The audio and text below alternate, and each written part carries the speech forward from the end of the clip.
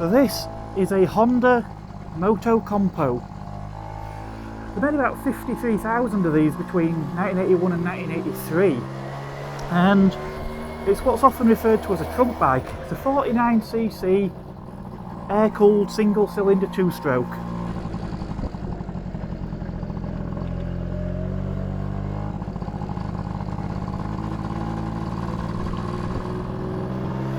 Now these were available in three colours: Daisy Yellow, Caribbean Red, or like this one in Shetland White. And these were sold as an accessory in Honda dealerships that you could buy along with a small Honda City car, aptly named the Honda City.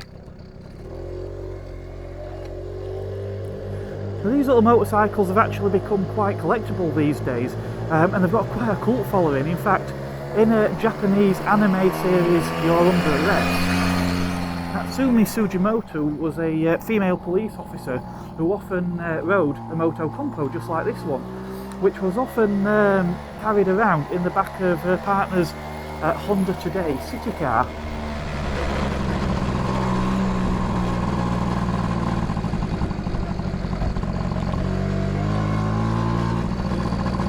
Now this bike's great fun, capable of about 25, maybe 30 miles per hour at a push going down a hill. Not the most stable of things at speed. This is a very, very compact bike.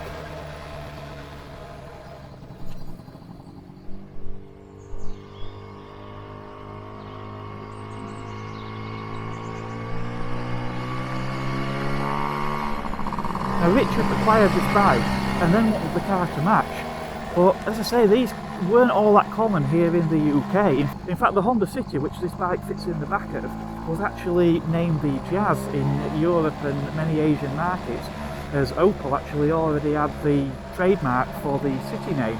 So if you can't find the car you want in the UK, well, there's only one option for it: you have to go to Japan.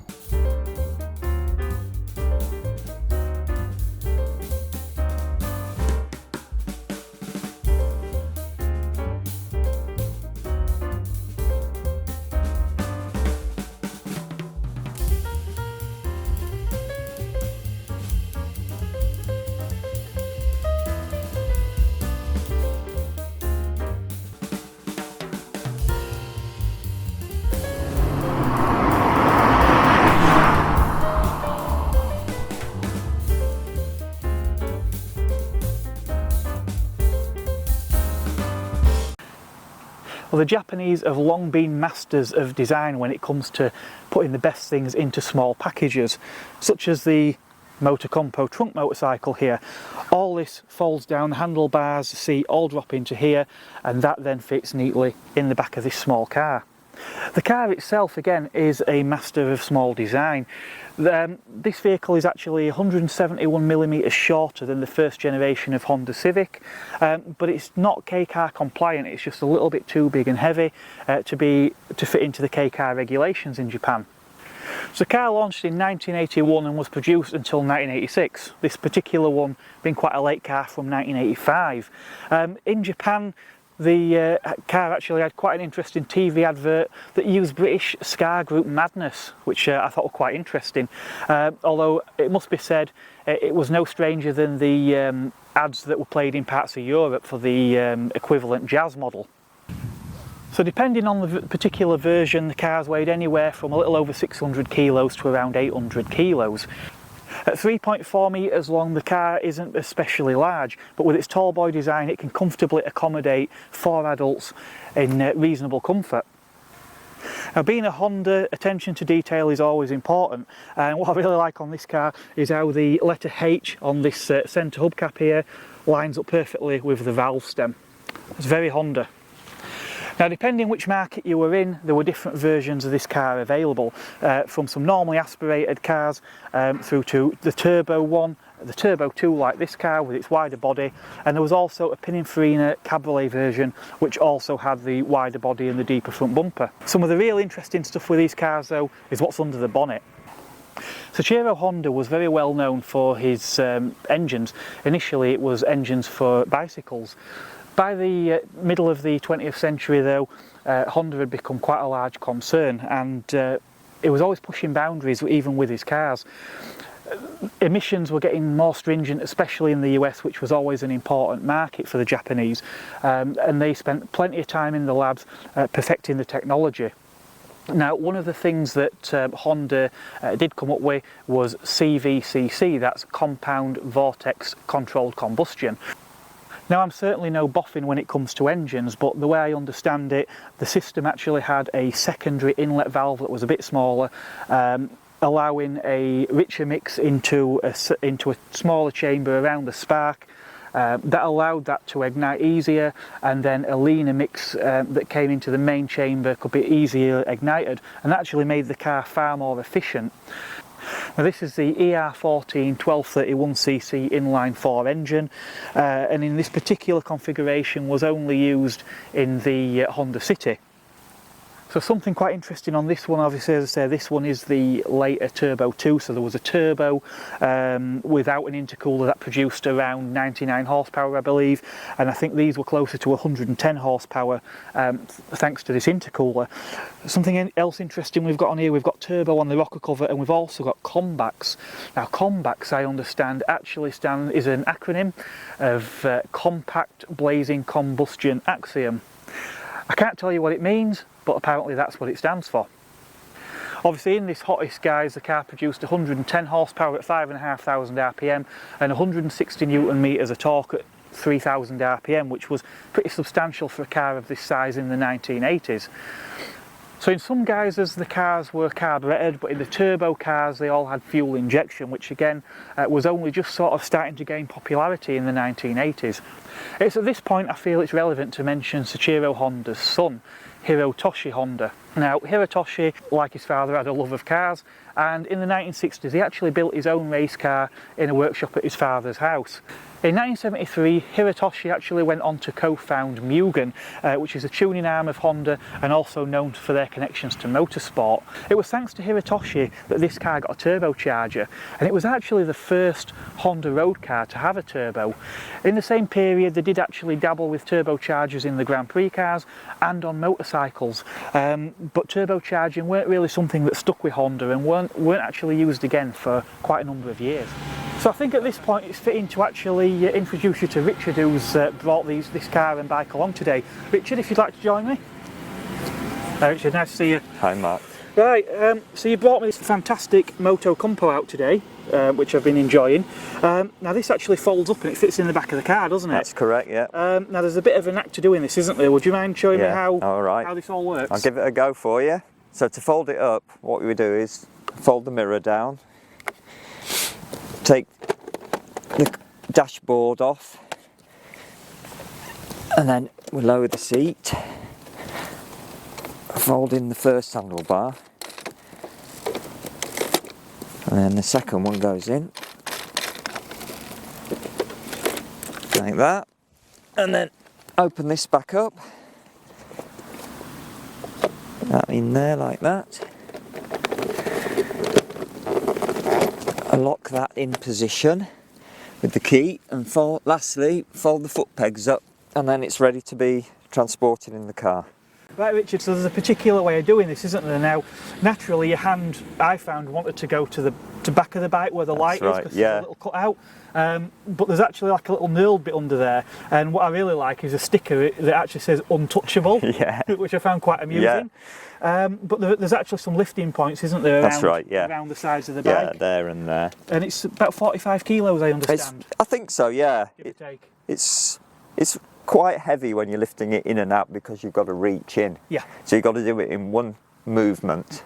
Right. And try not to break anything. Okay. Right, I'll stand clear and give you some room. Alright, so this is it. Take it off the stand, pick it up, drop the front in first, and then lift the back up and over, and it's in. And then all you've got to do is connect the straps on. There's 4 straps. Just tighten the straps down. And then lastly, just pull the seat back into position, and it's stowed away, ready to be taken on a journey. Well, that's fantastic. I think it's time we went for a drive. Okay.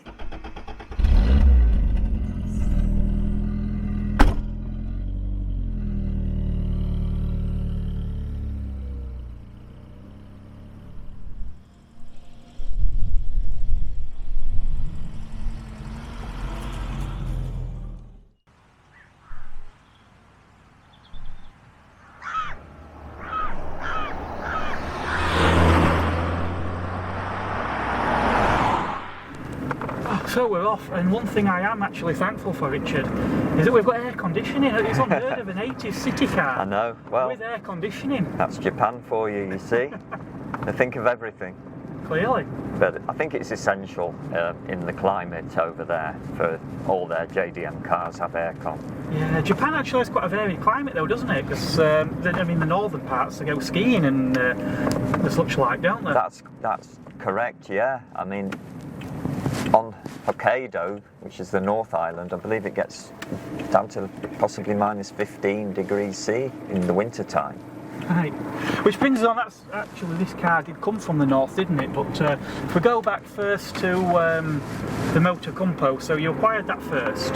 Yeah, what it was, I've always been interested in Honda motorbikes and the more unusual models, and small bikes in particular, my thing. So I knew about Motocompos and I'd always wanted one, and then I actually found the one that I own at an auction sale in the UK, which is quite rare to find them over here because they were only ever sold in Japan.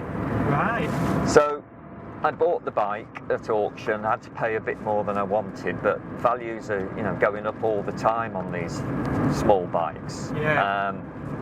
So I bought that, and then it was a bit of a restoration project. So I probably spent 6 months restoring it, and that led me to the idea of importing parts from Japan for restoring the bike. So I found there's some companies out there that will bid for you on Yahoo auctions in Japan, and you can buy genuine Honda parts that you wouldn't be able to get here in the UK.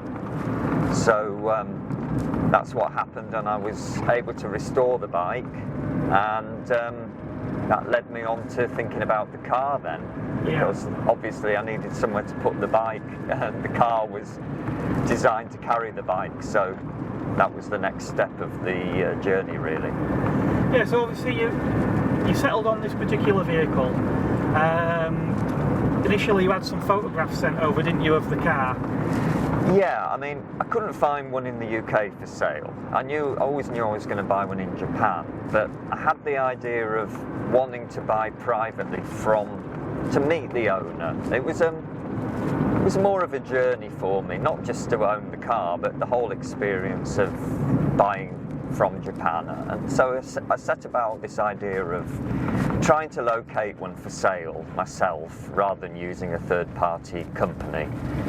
So I put a posting on an owners forum in Japan, an owners club for Honda cities, and I just said that I was wanting to buy one, and if anybody had one for sale, please let me know. But to show a bit more conviction for the project, I thought, well, I'll actually book some flights to Japan and I'll go anyway. Even if we can't get the car, it'd still be nice to go. So me and my son, we booked some flights, and I said in the listing, look, I'll be in Tokyo in October. If anybody's able to sell me one, that'd be great.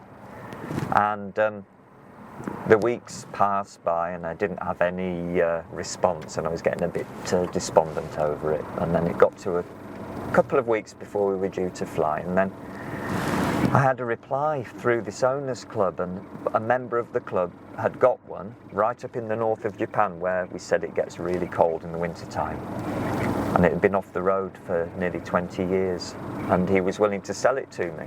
Right. So I thought, oh, great, you know. So off we went to Tokyo.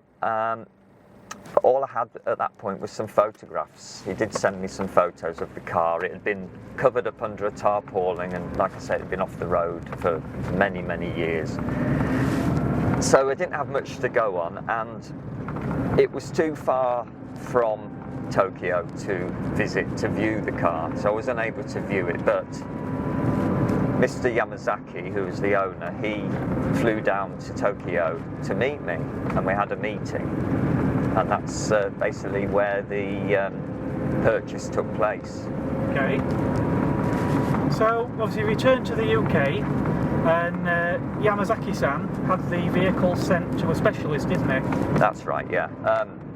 Mr. Yamazaki, or Yamazaki-san, as we'd like to call him, he was through the owners club, and all the contacts that he has, they were able to get the car into the garage of Mr. Nomura, who is the #1 guy for Honda Cities in Japan. He keeps all the cars going for the owners, and he took the car in before it was shipped and totally recommissioned everything on the car. So it went right through the fuel system, the brakes, all the belts, timing belts, everything you can think of that might have needed doing to the car, he did. So when it came back to me, all I had to do was bits of cosmetic work on the body, which was very minor really. It was in great condition.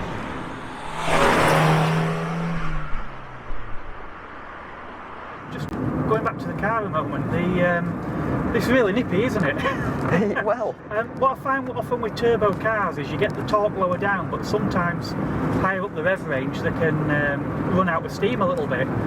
This feels like it pulls strong throughout the rev range. Yeah. Really impressive. yeah. Well, I mean, I was quite surprised how usable it is. The power comes in strong low down, there's lots of torque, but yeah, like you say, it doesn't tail off, it just keeps right on going. I mean, I don't like to overstress the engine because it's an old car, but when you do give it a go every now and then, it's surprisingly quick really for such an old car. Yeah, the good thing with it is you don't have to stress it, because with a lot of older hot hatches, to really make any progress, you've got to really sort of open up the taps, where because this has got so much torque lower down and in the mid-range, it actually feels that it pulls pretty much like a modern car, doesn't it? Yeah, it does. I don't feel as though I'm in an old car sometimes, you know. Once I get going, it's fine. It's quite capable of keeping up with modern cars that are on the road. Yeah. Well, we'll just go around this roundabout, head back up, give it a bit of a go up the hill. Yeah, you put it through its paces, Mark. It's probably drive it faster than I do. Another thing to note with this is obviously being an 80s car, it doesn't have power steering, which was again pretty typical of small cars in the 80s. That said though, even at parking speed it's a little heavy, but it's certainly not the heaviest car I've ever had to manoeuvre. But as soon as you get to sort of walking pace, it's actually quite manageable, and it's quite direct as well. Steering is actually very precise. Yeah. So that's 3,000, it really comes alive. You can feel the turbo coming in now. Take it.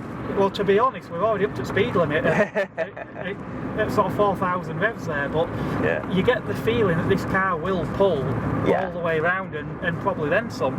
I think so, yeah. I mean, as you've explained earlier, the turbo was designed by the son of Soichiro Honda, Hirotoshi Honda, and then they developed it for racing, and they had their own race series in Japan for the city turbos, and they could get quite a lot of power out of them with some the Mugen bolt-on parts that they sold.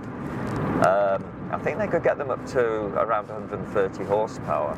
Yeah, which is pretty impressive for an engine of this size back in the day. That's right, yeah. I love this little turbo boost gauge. It probably doesn't pick it up on camera, but there's a little LCD display in the middle of the binnacle here, and you can just see these bars sort of fluttering. A bit like on an 80s hi-fi, you know, with with the little decibel meters. Definitely. Now, earlier versions of these cars actually had a central analog rev counter with a digital speedometer, didn't they? Yeah, that's right. Yeah, I think I would have liked that on this model, but with it being the later car, they went back to the analog dials. The problem with 80s LCD displays as well is they don't always fare very well after 40 years. So you may have dodged a bullet in a sense, but potentially so. But yeah, obviously I want to hear a bit more about this story. So the car was recommissioned. The garage guy, Mr. Nomura. He actually had the photographs of the car taken for prosperity, for good luck, amongst the blossom trees.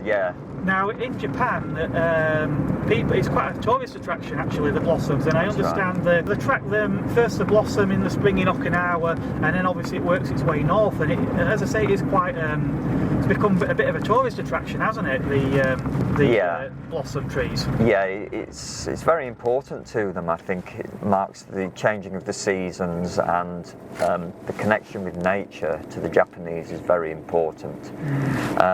So when Nomura-san did the work on the car, the last thing he wanted to do before it was shipped to the UK was to take some photographs with it amongst the cherry blossom, which I thought was a really nice touch, and he sent me those photographs, so I'm really pleased to have them.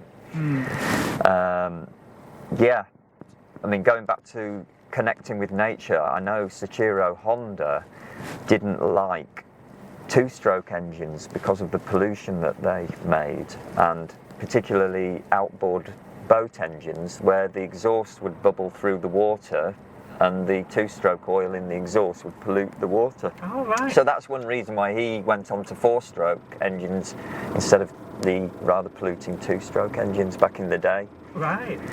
So I really connect with the ethos of the Japanese, and particularly with Honda.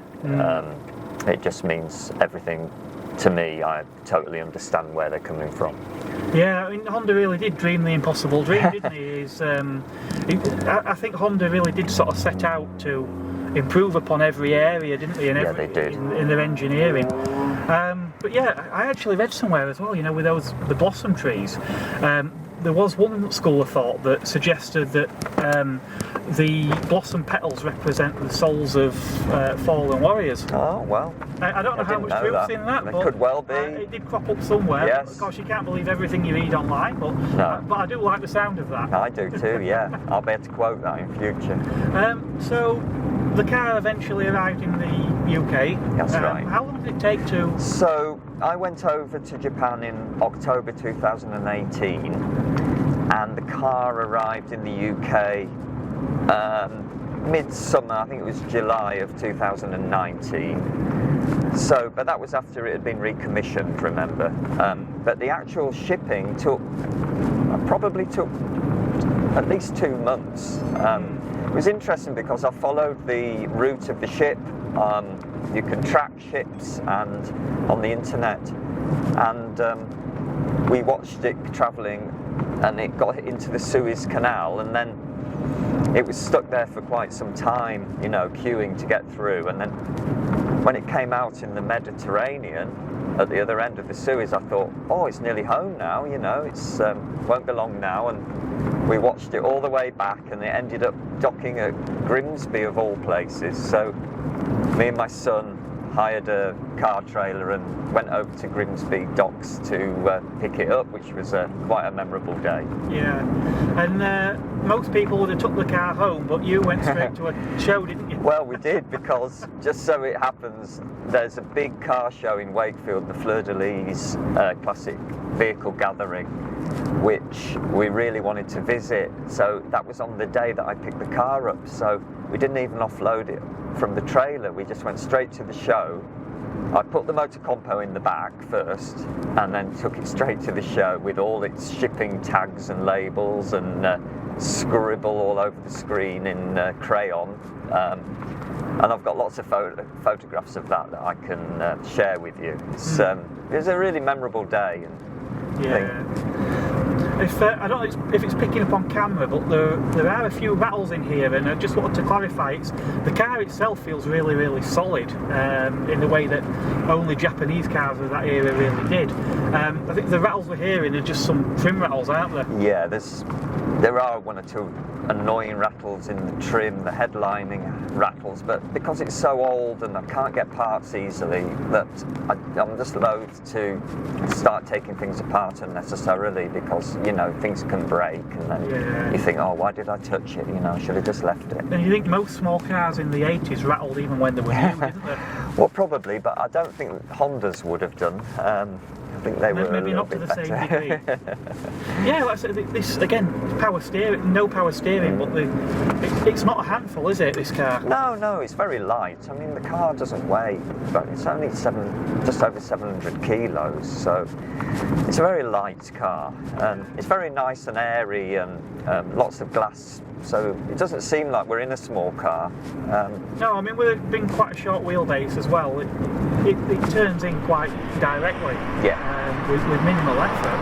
Yeah. But yeah, no, I mean, I love about obviously the fact that this car, it's actually you've maintained a relationship, haven't you, with the people in Japan? Yes. And you've actually been back to Japan. I have. Yeah. I went back last year, so it was 2023 was the 5-year anniversary since I went to Japan, and obviously it's quite expensive to get there, so I thought I must go back.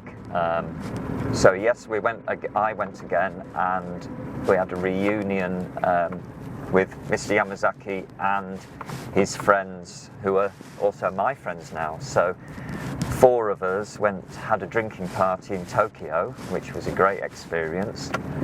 And then we went to the Motegi Honda collection, and again we attended the owners club meeting at Motegi, which was nice. So I saw all of the owners again.